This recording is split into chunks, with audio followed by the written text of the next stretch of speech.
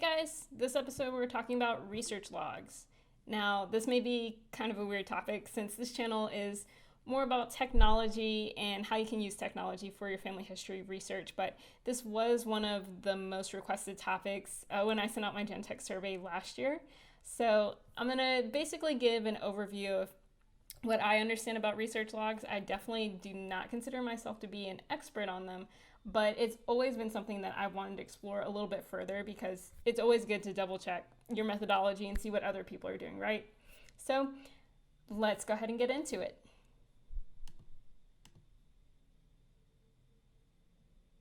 So in episode 12, we're looking at research logs, and I'm going to basically talk about what research logs are, what may be in a research log, different methods that people use, different tools people use, and I'll go through a demo and show you guys what my research log looks like. So research log is a tool that keeps track of what records you found during your family history research and where you found them.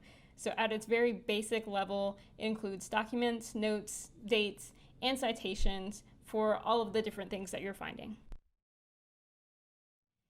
It's very crucial for keeping your research organized and preventing doing duplicate work, and it helps you identify any research gaps that you're finding as you're going through your research process. Not only that, it helps you cite your sources so that you don't have to worry about scrambling and doing all of that at the end whenever you write your book or whatever you're going to end up creating with all of that research you're doing. So after kind of doing a survey of all the different kinds of research logs out there, because there are definitely a lot that people use, this is what I've basically found. So it's split up into 3 different sections. So people typically have your general information, so the ancestor's name or multiple names if there are multiple spelling variations of your ancestor's name, the researcher's name, research objectives, or research questions. Then you also have your search information, including the date of your particular search, your place of search, so if you're going to an archive or you're just going to ancestry.com, your results of the search, so whether or not you actually found something that was helpful. It's definitely important to note what information is negative information, so if you found nothing, that's still important to note, and what information is positive result information. So if you did find something, of course, you definitely want to note that too. Then you also have your document information. So as you're finding records, you want to note the call number, the description of the source, the scope of your search, as well as the unique document ID that you have for your own personal archive or library. So if you've gone to, say for example, the South Carolina State Archives, and you found quite a few documents and you photocopied them, you may have your own personal filing system in your house so that you can know what documents go with what bits of research. So that's what that unique document ID would be based on your own cataloging system. Here's some extra contents that I found that people tend to include. Research expenses. So again, if you're making those photocopies, that can add up. So you may want to use that as a way to just keep track of your expenses as you're researching. Notes to self. That's something that I like to use a lot so that I know what I found in a document and what I might want to do in the future. Any additional details about your particular resource that you found, any search keywords that you use to find that document, particularly helpful if you're going to Ancestry or Family Search or one of the online repositories. Next steps or action items. Again, this is useful because you may take a break in between your research. So this is useful for you picking up where you left off and knowing where to go next. Research strategies. This is pretty helpful for you keeping track of your train of thought as you're researching and what strategies you're using and what strategies have worked or have not worked. And then you may also want to have another column just to indicate whether or not you made a copy of that document. So maybe you're at the archive after the pandemic, of course, and you don't have time to make a photocopy. It'll be good to note that you haven't made a copy of that document yet, so you can go back and make a copy later. So this is a screenshot of the research log that Family Search tends to push and promote. As you can see, you have a space for your ancestor's name that you're researching, your objectives of the search, where you're searching. So I guess this could be the actual location that your ancestor was living at. You also have your date of the search, location or call number, your description of the source. So that would include the title, the author, the year, what page numbers if you're looking at books, any comments such as your results, and maybe your personal ID number for this document. This is a screenshot of what Ancestry tends to promote. So this is a source summary for family information. So it looks a little bit different, but you have the individual's husband, the individual's wife. If you have a individual number or a lineage chart number, you'd want to indicate those there. Again, those would be customized numbers that you create as a part of your own personal archives.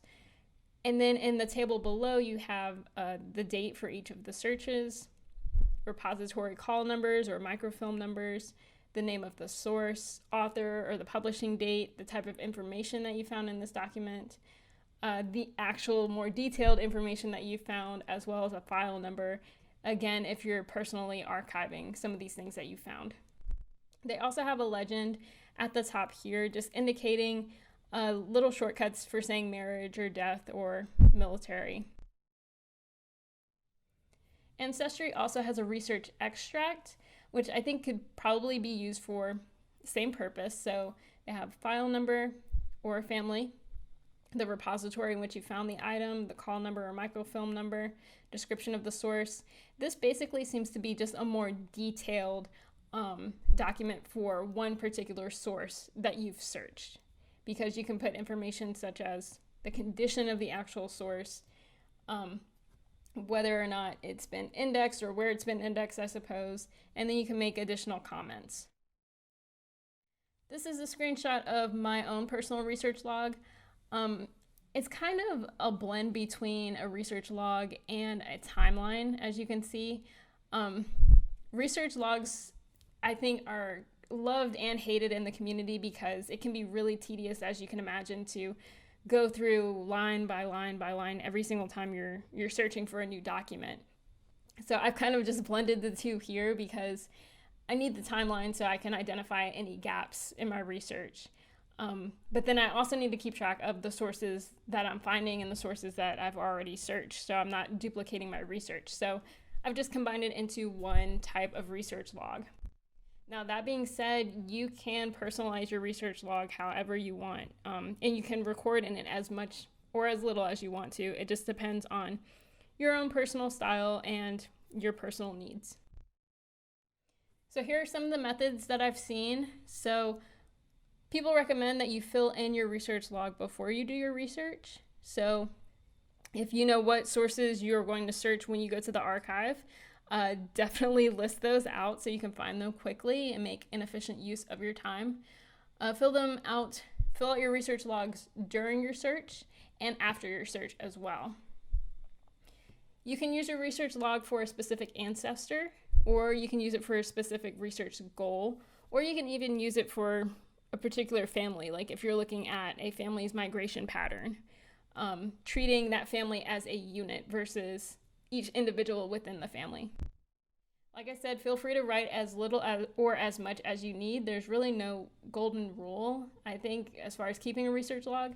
It just depends on what works for you. And it's also good to keep track of what you still need to search.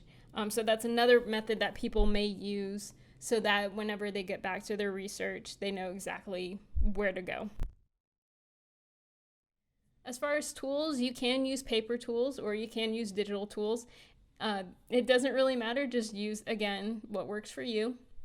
So people will use physical notebooks, Excel spreadsheets, fillable or printable documents, family tree software, or even a software called Evernote some people tend to like. I personally use Excel spreadsheets because it's very simple and straightforward for me. I can filter through information if I want to. And Ancestry and Family Search actually have printable documents. So the screenshots I showed you guys earlier, you can actually go to Family Search and Ancestry's websites and print those documents or fill them out digitally and then print them. And I'll post links to those documents in the description below. So let's go ahead and jump into that demo. Okay, so what I'm going to do first is just show you guys a little bit more detail of these research logs from Family Search and Ancestry. So this one is from Family Search. and we already saw it, but as you can see, you can type things into this PDF document, and then you can print it or save it digitally, or you can just print it out and fill out the information by hand.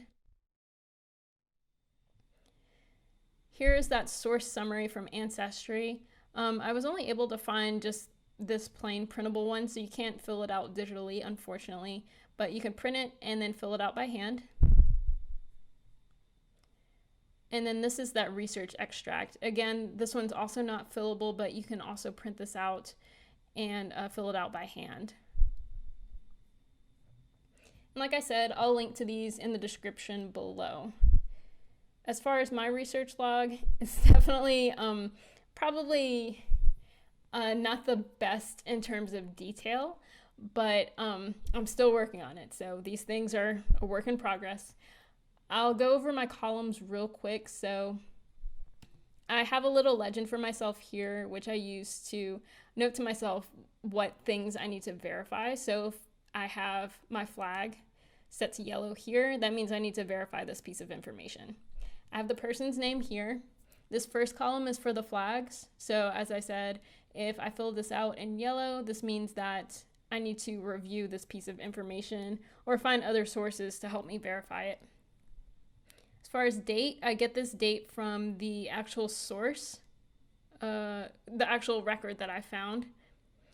The age is the age of this individual at that specific period in time. So as you can see here, this person was age 0 because that's when they were born, but after that, on the next row for the next event, they're age 12. So clearly I have a sizable gap between when this individual was born and when they turned 12. So I need to find more resources as far as what else happened to that person during that period of time.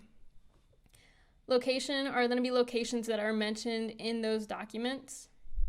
Event is going to be your pretty standard birth, birth of spouse, marriage, residence, birth of child, death of child, any career changes, any residence changes. All of those events are going to be in this column.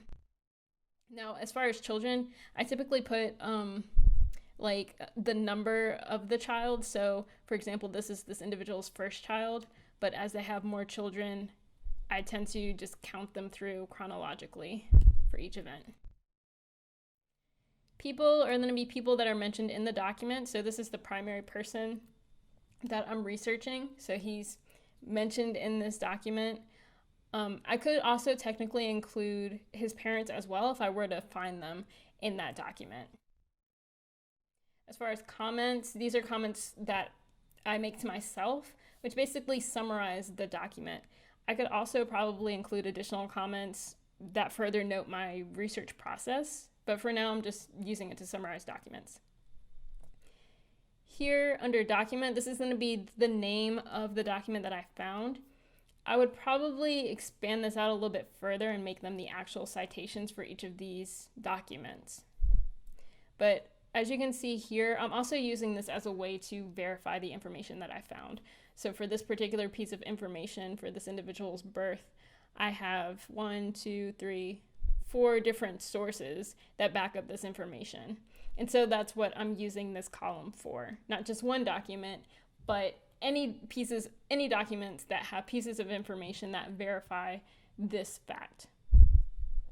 I have my dates searched, as well as my source or sources for this particular document and this particular event. So I'll kind of just scroll through a little bit more so you guys can see. Also, research logs, like I said, are typically used for one individual, one research question, or one family. One of the reasons I like to use Excel is because I can utilize these tabs at the bottom. So not only do I have this person, but I've also started tabs for this person's children. And so they use the same structure above, and I can reference them very quickly. So if I am working on this guy's son, I can go back to his father if I need to verify something. I also like that I can create comments in Excel just by going to review, new comment, and then I can just type whatever I want to put here. I'm going to actually delete that. And usually I'll put conflicting information in my comments.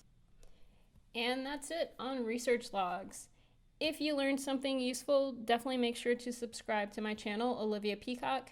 Give me a like, give me some comments. What are your thoughts on research logs? Do you like to use them, or could you go without them?